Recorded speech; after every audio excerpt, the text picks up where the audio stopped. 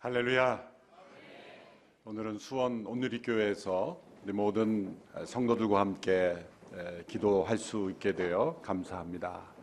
좋으신 성령 하나님, 우리가 찬양하고 고백하고 기도하는 대로 우리 가운데 함께 임재하시는 줄로 믿습니다. 성령님의 살아계심을 체험하는 것이 우리의 영적 생활에 있어서 가장 중요한 체험입니다. 그 성령님의 역사가 아니고는 예수님이 누구이신지 알 수 없고 또 믿을 수 없고 또 그 예수님 안에 거할 수 없기 때문입니다.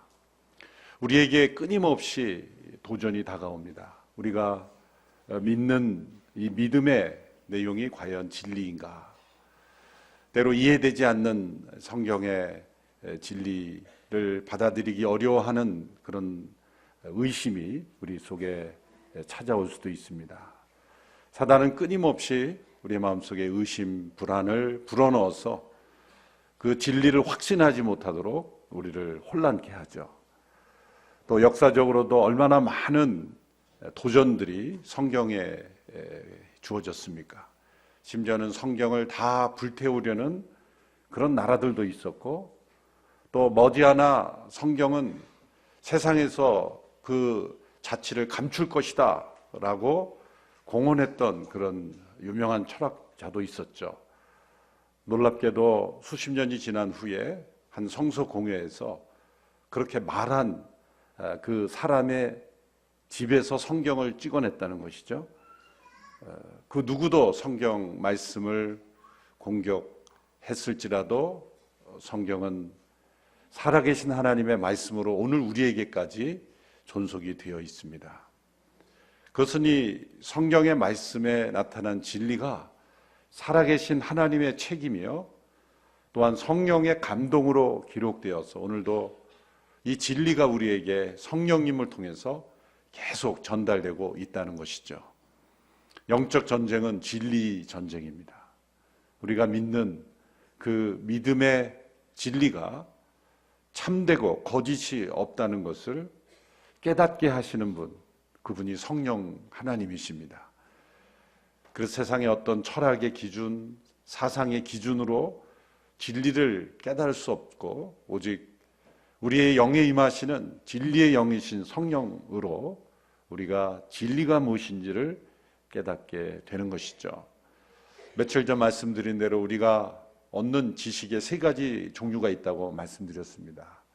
첫째는 우리의 오감을 통해서 얻는 지식, 우리의 경험, 어떤 실험을 통해서 눈으로 보고 귀로 듣고 우리의 육을 통해서 들어오는 지식은 우리의 정신적인 필터링을 통해서 받아들이는 지식이 있습니다. 근데 그런 채널이 아닌 또 하나의 이 믿음을 통해서 얻는 지식, 때로는 어떤 법칙을 이해하지 않지만 우리 학교에서 학생들이 수업 시간에 들어가서 선생님이 말씀하시는 그런 과학 법칙을 다 이해해서 받아들이는 것은 아니죠. 앞서 훌륭한 과학자들, 훌륭한 그런 분들이 발견한 그런 법칙은 내가 다 그것을 실험하고 경험하지 않아도 믿음으로 받아들이잖아요. 믿음으로. 이 자리에서 아인슈타인의 상대성 원리를 다 풀어헤쳐서 설명할 수 있는 분 몇 분이나 계십니까? 그냥 믿잖아요. 그냥 믿음으로 받아들여야 되는구나. 믿음으로 받아들이는 지식이 과학의 영역에도 있는 것처럼 진리의 영역에도 우리가 믿음으로 받아들이며 체험하는 지식이 분명히 있습니다. 그것보다 한 차원 높은 지식의 영역이 있는데 그것은 우리의 영의 성령, 진리의 성령이 임하심으로 우리가 그것을 역으로 우리의 정신, 우리의 육을 통해 체험해가는 지식입니다. 우리를 창조하신 하나님, 그분이 세상에 오심으로 우리에게 보여주신 그 진리의 세계는 우리의 육을 통해 역으로 경험할 수 없는, 우리보다 높은 차원에 계신 그 하나님의 지식들을 어떻게 우리가 육을 통해서 깨달을 수 있겠습니까? 방향 자체가 잘못된 것이죠. 그것은 계시를 통해서 우리의 영에 임하신 진리의 성령님께서 임하심으로 우리의 영이 죽음에서 생명으로 깨어나고 보지 못했던 것을 보게 되고 또 느끼지 못했던 것을 느끼게 되고 그래서 우리의 정신이 밝아지고 우리 정신이 깨어나며 우리의 육적인 모든 습관들이 그 진리에 맞추어 살아가도록 변화되는 것. 이것이 바로 진리의 성령님께서 행하시는 일이죠. 이 참과 거짓을 분별할 수 있는 영적 능력. 이것이 오늘 이 시대에 너무나 중요한 과제입니다. 성령의 기름 부으심은 어떤 우리에게 필요한 삶에서 해결되지 않는 문제의 해결, 또한 나에게 필요한 어떤 확신, 또 어떤 표적, 그런 초자연적인 능력으로 임하시는 그 능력과 동시에 내 영혼의 놀라운 분별력, 놀라운 지혜, 명철, 또 이 땅을 살아가면서 참과 거짓이 무엇인지 알지 못할 때 그것을 분별하게 하시는 능력으로 우리에게 임하십니다. 그래서 영적 전쟁은 진리 전쟁입니다.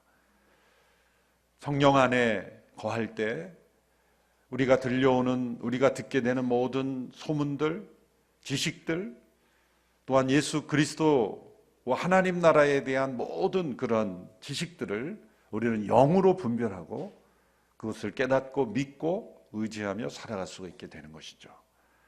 그래서 성령의 기름 부으심이 우리에게 절대적으로 필요합니다. 예수님께 제자들에게 말씀하신 대로 보혜사 성령이 오시면 그분은 진리의 영이라.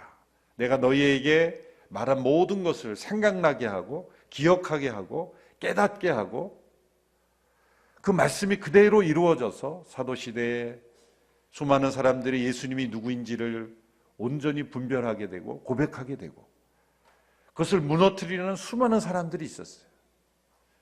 우리가 고백하는 사도신경 고백이 나올 때까지, 니케아 신조로 고백이 될 때까지 많은 그런 우리가 현재 고백하는 진리의 그 체계가 우리에게 주어진 것은 사람들이 회의해서 결정한 게 아니에요. 사람들이 회의해서 결정한 오히려 엉뚱한 세상적인 기준으로 예수님을 평가하려는 시도들이 수없이 많았어요. 예수님의 신성과 인성에 관한 그 진리의 지식 한 가지만 해도 예수님이 하나님일 수 없다, 사람일 수 없다, 그것이 교묘하게 어떻게 된 것이다, 분리된 것이다, 잠시 인간이 되었다 그냥 하나님으로 되돌아가신 것이다, 이로 말할 수 없는 인간의 이성적 또 경험적 지식으로 예수님을 이해하려는 수많은 시도들이 있었어요. 회의석상에서 얼마나 많은 이야기가 다 나왔는지 몰라요. 놀랍게도 성령 하나님께서 예수님에 관한 지식 하나조차도 예수님이 말씀하신 그대로 사람들에게 나타나도록 믿도록 역사되도록 보존하셨다는 거예요. 성령의 역사가 왜 필요합니까? 예수님 안에 온전히 거하도록 하시기 위해서 필요한 거예요. 성령의 역사의 통로가 되는 사람이 내가 얼마나 위대한 사람인가, 내가 얼마나 잘난 사람인가를 보여주기 위해서 필요한 게 아닙니다. 우리가 성령의 기름 부으심을 사모할 때 나도 어느 분처럼 뭔가 좀 나에게 있어야 되지 않습니까? 나에게 좀 나타나야 되지 않습니까? 제가 사실 예전에 고백했죠. 저에게도 좀 신의 은사가 있어야 되지 않겠습니까, 하나님? 목회를 하는데 좀 병도 좀 고쳐야 좀 능력 있는 목사로 소문나지 않겠습니까? 그런 마음으로 간구했던 적이 있어요. 그랬더니 정말 성령님께서 말씀하시더라고요. 너는 2번만 병 고치면 교주 되기가 쉬워, 지금의 영적 상태로. 안 주시는 이유를 분명하게 말씀하시는 거죠. 그렇다고 저를 너무 무시하지 마세요. 기도하면 또 나올 수 있는 겁니다. 나를 과시하고 나를 자랑하기 위해서 필요한 게 아니에요. 성령의 능력이. 내가 예수님 안에 온전히 거하는 그 삶으로 살지 않으면 우리는 세상에 휩쓸려 버리기 때문이죠. 거짓에 무너지기 때문이에요. 세상의 사상과 철학을 의지하기 쉽기 때문이에요. 예수님 믿는다고 하면서도 성경 말씀보다 베스트셀러를 믿어요. 가끔 그런 분들 봤어요. 베스트셀러 책을 이렇게 품에 들고 다니면서 이 책 읽어보라 그러면서 하는데 그 읽으나 마나한 책이에요, 사실은. 물론 삶을 좀 생각을 넓히는 게 있겠죠. 그러나 하나님의 말씀에 나타난 이 진리식으로도 충만해도 시간이 부족할 텐데, 세상의 사상에 쉽게 흔들리고 예수님 안에 거하는 것을 소홀히 여길 때 우리는 영적 전쟁에서 패하고 마는 것이죠. 그것이 오늘 이 시대만 나타난 것이 아니라 요한일서가 기록된 시대에도 나타났던 문제입니다. 요한일서가 기록될 당시에는 놀라운 성령의 역사와 기름 부으심이 나타났던 사도시대, 사도행전의 역사가 막 나타났던 그런 시대에 사도 요한이 이 책을 쓸 수밖에 없었던 것은 요한일서가 기록된 목적이 나오죠. 내가 이것을 기록하면 너희에게 생명이 있음을 알게 하려 함이라. 생명 없는 자들이 아니라 그리스도 안에 있는 새 생명을 받은 자임에도 불구하고 그 생명의 능력이 나타나지 않는 삶을 살고 있기 때문에 너희에게 영원한 생명이 있음을 알게 하려 함이라. 요한복음을 기록한 것은 예수께서 그리스도이심을 믿게 하려고 쓰는 전도용 책이었다면, 같은 요한이 쓴 요한일서는 너희에게 예수 그리스도를 믿는 자에게 영원한 생명이 이미 있는데 그 영원한 생명이 있는 삶을 삶 속에서 체험하고 누리지 못하고 있기 때문에 그 능력 있는 삶으로 나아가도록 권고하고 깨우쳐주기 위해서 요한일서를 기록한 거예요. 당시에 거짓된 사상이 믿음을 무너뜨리고 있었죠. 당시에 있었던 이원론에 근거한, 이원론은 영은 선하고 육은 악하다는 그 기본적인 플라톤의 철학에 기초한 것이죠. 그래서 영이신, 거룩한 선하신 신이 어떻게 우리의 육신에 거할 수 있느냐? 그러므로 말씀이 육신이 된 성육신도 부정하고 또 거룩하신 영이 우리 가운데 임하는 것도 부정하고, 악한 육에 어떻게 거룩한 영이 임하느냐? 그러니까 세상의 철학의 기준, 육은 악하고 영은 선하다라는 그런 지극히 부족하고 거짓된 철학으로 예수님의 성령님의 역사를 이해하려고 하니 이해가 되지 않는 거예요. 사람들의 무서운 교만은 자기가 이해되지 않으면 다 틀린 거고 자기가 경험하지 않으면 다 받아들이기 어려운 거예요. 언제나 기준이 자기 자신이 되는 거죠. 이 교만, 그저 자신이 수십 년간 경험해온 인생의 경험, 자기가 조금 읽고 깨달은 성경의 말씀, 그것이 전부인 줄 알고 자족하고 만족하고 심지어 굳은 확신까지 가지고 있는 것이 성령님께서 역사하실 수 없는 그런 이유가 되는 것이죠. 요한일서를 읽는 독자들에게도 그런 문제가 나타났어요. 영지주의적인 철학의 기초에서 예수님을 바라볼 때 그들의 마음속에 받아들이지 못했던 것은 예수님이 사람이실 수 없다는 거예요. 예수님이 사람이실 수 없다는 거예요. 그래서 요한일서에 보면 예수님께서 육체로 오심을 부인하는 자는 곧 적그리스도시다. 적그리스도다. 그리스도를 대적하는 자다. 거짓 교사다. 그렇게 강조하고 있죠. 오늘 우리의 분위기와 정반대죠. 오늘 우리 시대의 거짓된 진리는 무엇입니까? 예수님께서 어떻게 하나님이실 수 있냐? 예수님의 신성을 부인하죠. 심지어는 기독교 내에서도 예수님은 인성만을 어떻게 강조하는 역사적 예수란 이름으로 예수님의 인성은 받아들이되 예수님의 초월적 신비한 기적, 하나님의 능력을 행하심은 다 빼버리는 거죠.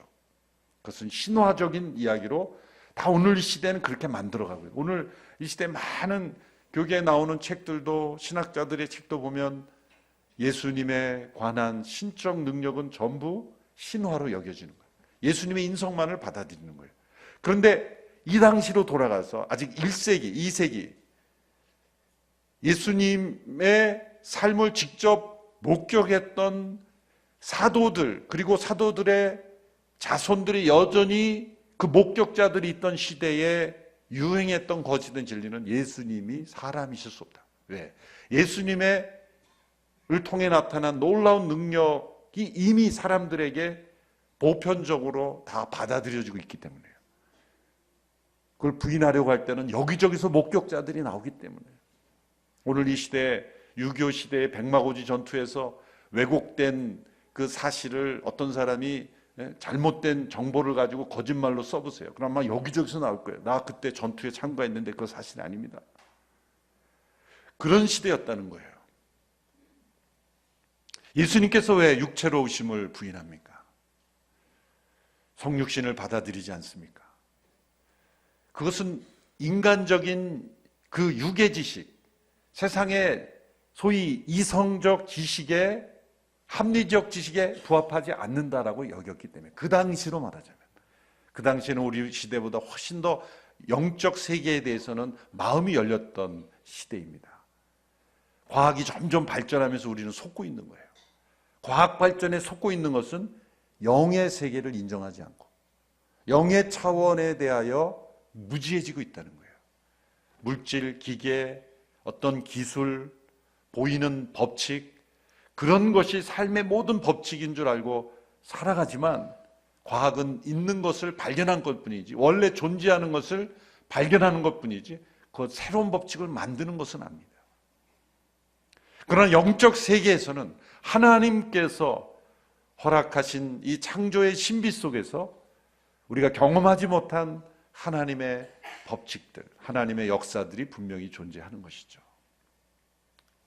성령의 기름 부으심은 바로 우리를 창조하신 분이 계심을 드러내는 것이고, 우리가 얼마나 죄인인가를 드러내는 것이고, 우리에게 구원자가 필요하다는 것을 드러내시고, 그리고 그 구원자로 오신 분이 예수 그리스도시라는 걸 드러내시는 거고, 그분이 십자가에서 죽으셨을 뿐만 아니라 우리 죄를 대속하셨을 뿐만 아니라 다시 살아나셔서 우리에게 영원한 생명을 주시는 분이며, 또한 그 생명의 능력으로 우리가 지금 살아갈 수 있다. 이 땅을 살아가며 우리는 그 생명의 능력으로 승리하며 살아갈 수 있다라는 것을 깨닫게 하시는 역사, 그것이 바로 성령님의 역사입니다. 성령의 기름 부으심은 바로 우리에게 그러한 것들을, 진리를 깨닫게 하시려고 우리에게 알려주신다는 거예요. 그래서 때로 표적으로, 기사로, 초자연적인 그러한 은혜로 우리에게 부어주시고, 성령의 은사를 통해 그것을 깨닫게 하시는 거예요. 오늘 이 시대에 우리가 잘못 믿고 있는, 교묘히 들어온 한 가지 잘못된 생각이 있습니다. 영지주의의 영향을 받은 요한일서 시대에 예수님께서 육체로 오신 분, 곧 인성을 가지신 분이라는 것을 부인한 것과 마찬가지로, 오늘 이 시대에 예수님의 신성과 인성은 다 믿고 받아들임에도 불구하고 받아들이지 않는 한 가지가 있다면, 그것은 예수님께서 행하신 모든 능력들이, 능력 행하심이, 귀신을 쫓으시고 병자를 고치고 이런 능력 행하심이 예수님이 신성을 가지신 분이셨기 때문에 그건 당연한 것이다. 예수님이 하나님이셨으니까 행하시는 거 아니냐라고 생각하는 거예요. 과연 그럴까요? 몇 구절의 말씀을 함께 읽어보겠습니다. 먼저 구약의 메시아의 예언 가운데 나타난 이사야 11장 1절 2절의 말씀을 보십시오. 같이 읽어볼까요? 시작. 이새의 줄기에서 한 싹이 나오고 그의 뿌리에서 가지가 돋아나 열매를 맺을 것이다. 그리고 여호와의 영이 그에게 머물 것이다. 곧 지혜와 통찰의 영, 모략과 용기의 영, 지식과 여호와를 경외하는 영이 그에게 머물 것이다. 이새의 줄기에서 다윗의 후손으로 나오시는 메시아가, 그 메시아에게 여호와의 영이 머물 것이다. 왜 이새의 줄기를 강조합니까? 그것은 육체의 혈통으로 오시는 메시아를 강조하는 거예요.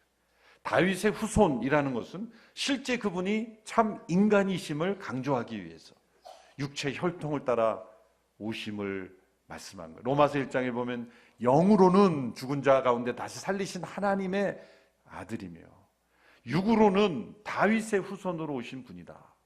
그분의 인성을 강조한 말씀 속에 그분에게 여호와의 영이 머무르신다.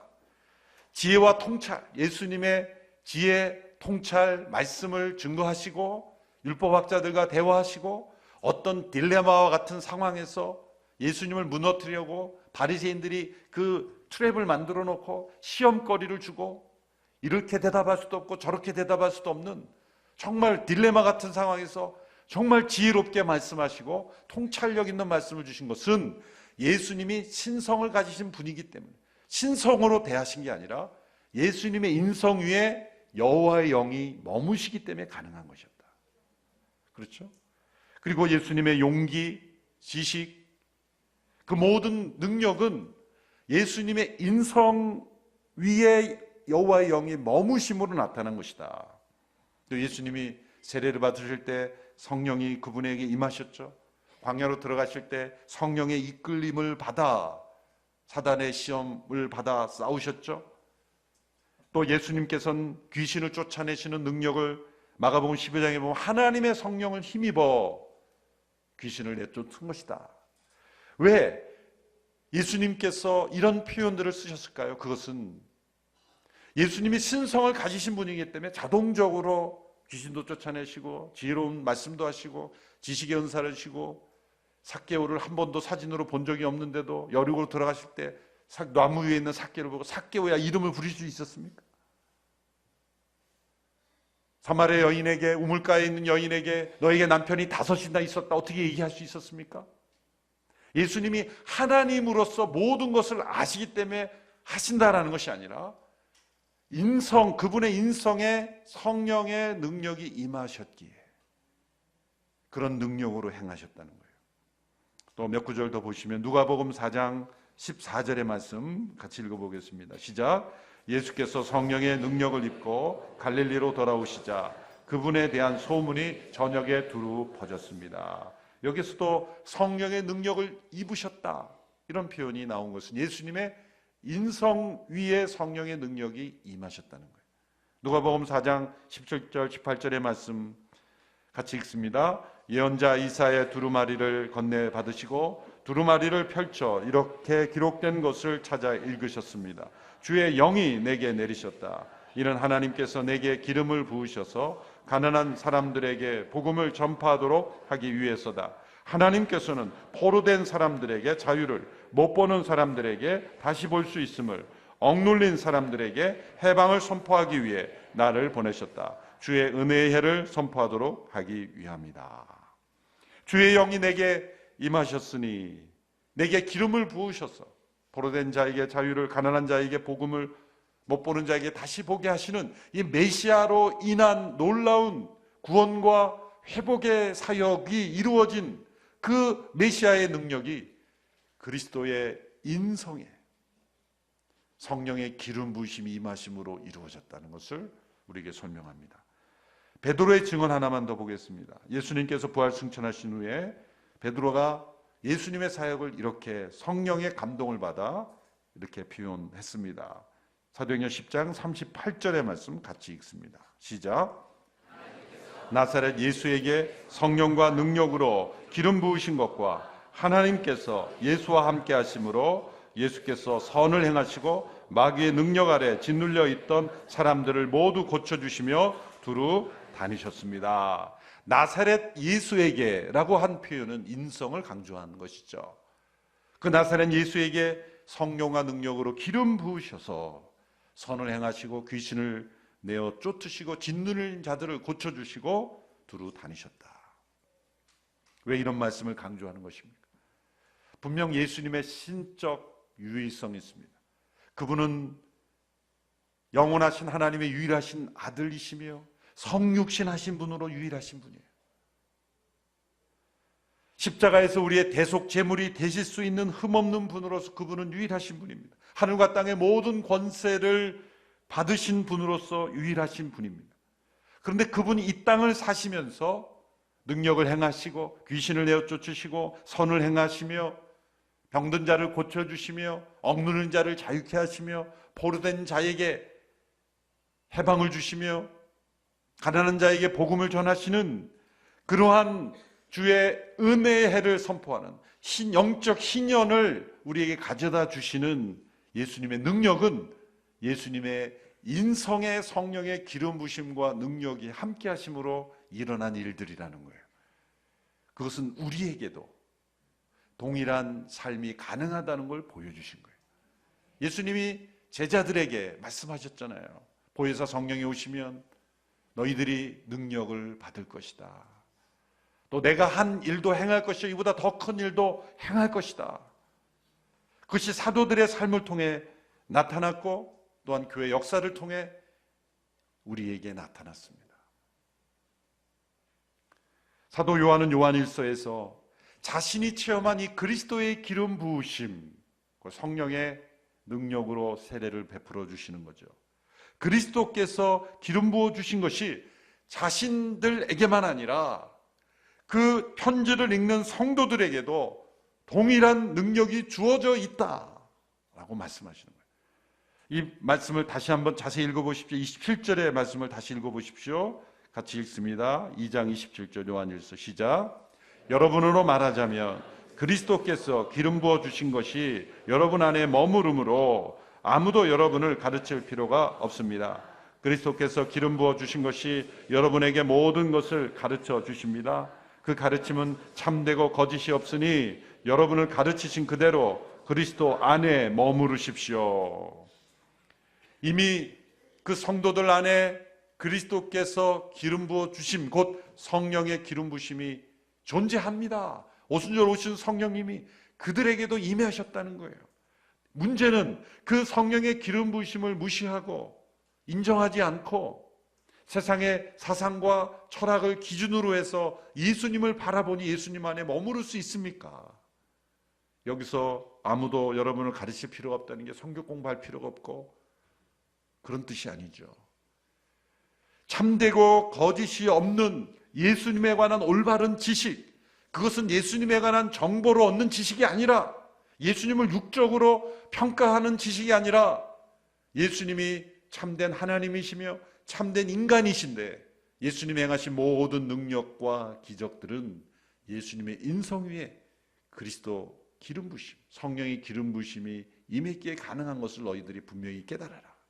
그리고 너희들이 그러한 능력 가운데 살아가라라는 말씀으로 주신 것이죠.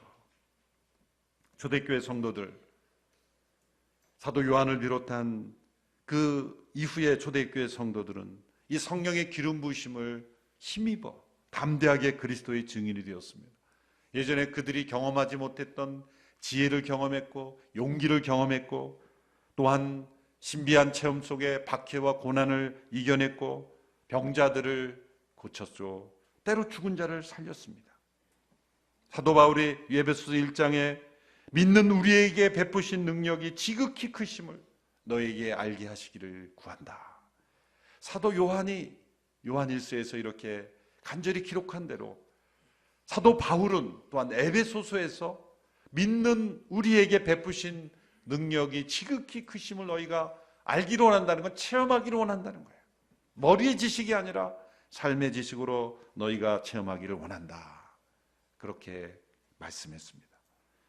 그렇다면 1세기에 이렇게 예수님을 따르던 제자들에게 능력으로 기름 부어주신 성령님께서 오늘 이 시대에 예수님께 속한 제자들에게도 동일한 성령의 기름 부으심을 허락하신다고 믿는 것은 잘못된 일입니까? 그 시대에 일어난 역사로 끝났다고 믿는 것이 옳은 일입니까? 아니면 오늘 이 시대에도 동일한 성령의 기름 부으심이 우리를 통해 나타날 수 있다고 믿는 것이 옳은 겁니까? 휘튼 대학에서 신약학을 가리키는 제럴드 호튼 박사가 이렇게 말한 것을 제가 인용하겠습니다. 초대교회 성도들에게 적용되었던 성령의 기름 부으심이 오늘날의 성도들에게 전혀 적용되지 않는다고 믿는 것은 옳지 않다. 이 시대 위기는 초대교회 시대 위기만큼이나 큰 위기고 이 세상의 고통은 그 시대보다 전혀 감소되지 않았고 교회에 대한 대적과 위협은 그 시대와 마찬가지로 동일하다.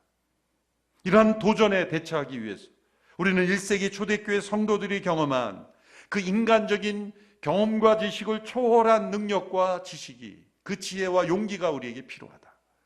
예수님과 사도들이 경험한 그 성령의 기름 부심이 우리에게 필요하고 그것은 성령 안에 우리가 체험할 수 있다. 굳이 학자의 말을 인용하지 않아도 사도행전의 역사를 보십시오. 사도행전의 역사는 초자연적인 성령의 기름 부심의 역사였죠. 17장 단 한 장의 그 사도 바울의 아레오바고 광장의 설교를 제외하고는 각 장마다 전부 초자연적인 성령의 역사들이에요. 1장에는 예수님이 부활하신 후에 11 사도에게 나타나시고 승천하신 두 천사가 사도들에게 지시한 내용이 나오죠. 두 천사로부터 시작합니다. 2장에서는 바람과 불에 놀라우신 성령 임재하심이 사도들에게 임했죠. 3장에서는 성전 미문에서 베드로 요한이 한 번도 걷지 못한 자를 일으키는 역사가 있었습니다. 4장에 어부추신 베드로가 성령의 감동을 받아 구약을 해석하며 놀라운 설교를 통해 수천 명이 주께로 돌아왔어요. 5장에서는 베드로가 아나니아와 삽비라의 죽음을 예언했습니다. 6장에서는 스데반이 큰 기사와 표적을 행했고 성령으로 설교했습니다. 7장에 스데반이 돌에 맞아 순교할 때 하나님의 아들이 아버지 오른편에 서 있는 것을 보았어요. 8장에서 천사가 빌립에게 광야로 내려가라 지시했고 성령께서 빌립을 인도하셔서 에티오피아 내시가 구원을 받게 됐어요. 여러분 생각할 때 저렇게 28장까지 계속 가려고 하는가? 계속 가보겠습니다. 9장 부활하신 예수님께서 직접 다메섹 도상에서 사도 바울에게 나타났어요. 10장의 환상 중에 천사가 고넬료에게 나타나셨고 베드로에게도 동일하게 환상으로 나타나셔서 둘을 만나게 하셨어요. 천사가 환상 가운데 나타나 두 사람을 만나게 한 거예요. 그래서 고넬료의 집안이 다 구원받게 돼. 이방인의 구원이 시작이 된 거예요. 베드로가 지적인 결심을 계획을 세워서 한 게 아니라 받아들이기 힘든 이방인에게 받아들일 수 없는 신비한 환상 가운데 천사가 인도해서 만난 거예요. 그 이름을 그대로 양쪽에 말씀하심으로 만나게 됐잖아요. 11장에 보면 예언자 아가보가 장차 가뭄이 들 것을 정확하게 예고했습니다. 12장에 천사가 감옥에 갇힌 베드로를 구해주었습니다. 13장에 성령께서 바나바 바울에게 사역을 어떻게 나눌 건가를 말씀하셨어요. 14장에 바울이 루스드라에서 날 때부터 걷지 못한 사람을 고쳤어요. 15장 성령께서 예루살렘 공회 지도자들에게 이방인의 율법의 집을 지우지 말라라는 것을 성령께서 말씀하셨어요. 16장 2차 전도 여행 때 성령께서 바울이 아시아에서 말씀 전하는 것을 막으시고 유럽 대륙으로 인도하셨죠. 아시아만 있지 말고 유럽으로 건너가라. 18장에 주께서 밤에 환상 중에 바울에게 나타나셔서 아무도 너를 해치 못할 것이니 두려워하지 말라라고 고린도에서의 두려움을 그 위로해 주시고 함께. 19장에서 에베소에서 바울이 안수한 이들이 방언과 예언을 했습니다. 20장에 성령께서 바울에게 예루살렘으로 가라고 강권하셨어요. 21장에서 예언자 아가보가 바울이 장차 예루살렘에서 결박되어 이방인에게 넘겨질 것을 예언했습니다. 22장에서 바울의 간증이 속에 나옵니다. 그가 예루살렘을 방문하였을 때 주님의 환상 중에 자신을 이방인에게 보낸다는 것을 직접 들었다는 고백이 나옵니다. 23장에 보면 바울이 예루살렘 감옥에 갇혀 있을 때 주님께서 나타나셔서 네가 로마에서도 복음을 증거해야 된다 말씀하셨어요. 24장에 바울이 가이사랴에서 벨릭스 총독 앞에 설교할 때 성령의 감동이 있었습니다. 25장에 바울이 그 후임인 베스도 총독 앞에서도 설교할 때 성령께서 감동하셨어요. 26장 바울이 아그리빠 왕 앞에서 다메섹 도상에서 주님이 나타나신 것을 간증하죠. 27장 바울이 로마로 호송될 때 그 폐가 유라굴라 강풍에 파손됐죠. 근데 그것을 바울이 예고하였고 주의 천사가 나타나서 모두 죽지 않을 것을 말씀함으로 바울의 예언대로 바울이 선장 역할을 함으로 모두를 살렸습니다. 28장에 바울이 독사에 물렸으나 해를 당하지 않고 멜리데 섬에서 바울이 병자들을 고치는 기적을 행합니다. 그리고 28장 마지막에 하나님 나라에 관한 증언을 함으로 끝나죠. 자, 그러면 28장으로 끝난 것일까? 각 장마다 이런 성령의 역사하심이 나타남으로 사도행전이 끝나면, 자, 그럼 이 사도행전 29장은 더 이상 이런 일은 일어나지 않더라. 그게 옳립니까? 아니면 계속해서 주님 오실 때까지 이런 기록들이 일어나는 것이 어느 게 더 어울리죠? 우리의 부족한 지성을 한번 생각해 보세요. 지성적으로도 한번 생각해 보시죠. 사도행전이 과도기적인 책으로 성경이 기록되기 위하여 일시적으로 과도기적으로 일어난 역사입니까? 아니면 오늘 이 시대에도 그러한 역사가 너희들에게 주어져 있으니 마음을 열고 그러한 삶을 기대하며 하나님의 역사를 따라 복음이 증거되는 일을 그 모범으로 삼으라고 주신 책입니까? 비정상적인 책입니까? 아니면 정상적인 책입니까? 우리가 성경 말씀을 따른다고 하면서 매주 말씀을 읽고 저도 설교하고 함께 나누고 큐티를 하면서도 이거는 그 시대의 비정상적인 거야 라고 확신을 가지고 살아갑니까? 아니면 이 말씀이 오늘 우리에게도 임하는 것입니까? 그렇게 믿고 살아가는 어느 것이 더 정상입니까?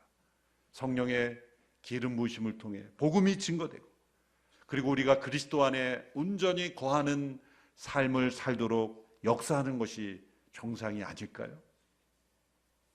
사도행전은 때로 성령께서 직접 말씀하시고, 때로 환상을 통해, 전사를 통해, 예언자를 통해 거짓을 분별하고 놀라운 표적을 통해서 복음이 증거되도록 하셨습니다.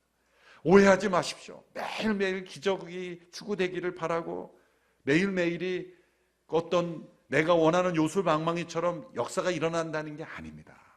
성령님은 바람처럼 역사하기에 내 마음대로 좌지우지할 수 없어요.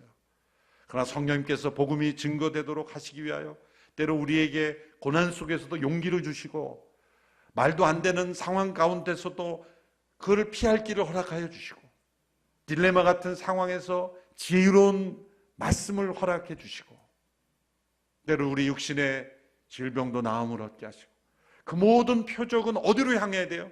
그리스도 안에 머무는 거로 돼야 돼요. 나에게 이렇게 성령의 기름 부으심의 능력이 허락되었으니 나는 이제 더욱 주님 안에 거할 것입니다. 주님을 증거할 것입니다. 주님이 그리스도이심을 증거할 것입니다. 우리 온누리교회를 통해 예수님이 그리스도이심이 세상 속에 나타나게 하옵소서. 그러한 초점을 줄 때 성령의 기름 부으심은 우리에게 부어지는 거예요. 우리의 동기와 방향이 잘못되면 성령님이 역사하실 수가 없어요. 잘못 구하기 때문에, 정욕으로 쓰려고 구하기 때문에. 그러나 살아계신 예수 그리스도, 그분 안에 우리가 거하고 그분이 증거되고 그분이 영광 받으시고, 이 사도행전에 나타난 역사가 실제임을 믿고, 또한 그 실제가 우리의 삶 속에 나타날 때 우리는 예수님께서 이 땅에 보여주신 그러한 능력의 역사가 우리의 삶을 통해서도 나타나게 될 줄로 믿습니다. 변하지 않았던 우리의 가족들, 자녀들, 우리의 친구들, 우리의 친척들, 우리의 이웃들, 그리고 이 나라 민족이 성령의 기름 부으심을 통해 1, 2세기의 초대교회의 성도들에게 놀라운 역사가 임해서 로마 제국이 뒤집어졌고, 온 세상에 이런 성령의 기름 부으심의 도구가 된 사람들을 통해 복음이 우리에게까지 전해졌다면, 이제 우리를 통해 또 다른 대상들에게 복음이 증거되기 위해서 우리는 성령의 기름 부으심에 순종해야 하는 것입니다. 마음을 열고 성령의 기름 부으심을 사모하며, 사도행전에 나타난 역사가 오늘 온누리교회를 통해서도 사도행전 29장 역사가 나타나게 하옵소서. 사모하는 우리 모든 성도들 되기를 주님의 이름으로 축원합니다. 진정한 진리를 깨닫고 믿고 의지하며 주님 안에 거하는 우리 모든 성도들이 다 되기를 축원합니다. 기도하겠습니다.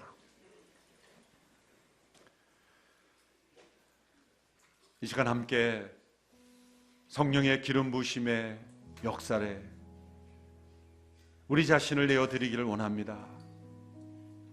세상에서 얻은 지식, 경험, 내가 의지하며 살아갔던 세상에 속한 철학들을 다 내려놓고, 내가 경험한 지식들 또한 다 내려놓고, 나의 삶의 기준은 사도행전이 되기를 원합니다. 예수님의 말씀이 되기를 원합니다.